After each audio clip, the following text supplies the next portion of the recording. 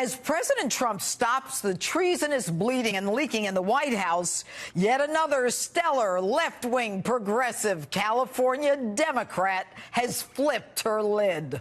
Take a look at this from California Representative Barbara Lee. Quote, by putting General John Kelly in charge, President Trump is militarizing the White House and putting our executive branch in the hands of an extremist. Will someone please tell me why it is that ever since Donald Trump became president, you Democrats have lost your minds and are in a constant state of psychotic rage? Militarizing the White House? Are you crazy? You guys are the ones who openly contemplated blowing up the White House. You leftists are the ones destroying property and attempting to burn down buildings to prevent us from exercising our First Amendment free speech rights.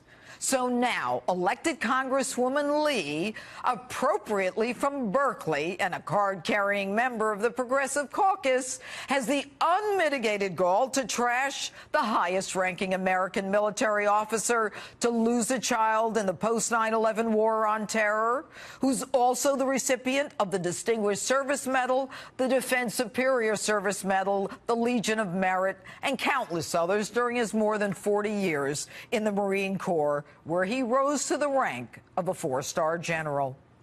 You know, Miss Lee, I bet you didn't know that General Kelly's storied career in the military was so respected that he was even appointed by your former leftist Iran-loving leader, Barack Obama, as the head of the U.S. Southern Command.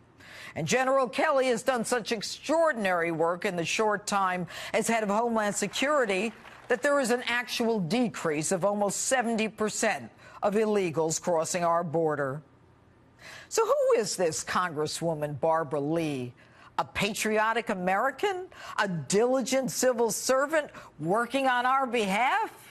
Guess again. She was the only member of Congress, to vote no on the use of military force against terrorists after the September 11th attacks in 2001.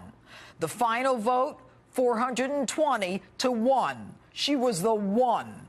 And her reasoning, quote, it was a blank check to the president to attack anyone involved in the September 11th events anywhere in any country without regard to our nation's long-term foreign policy.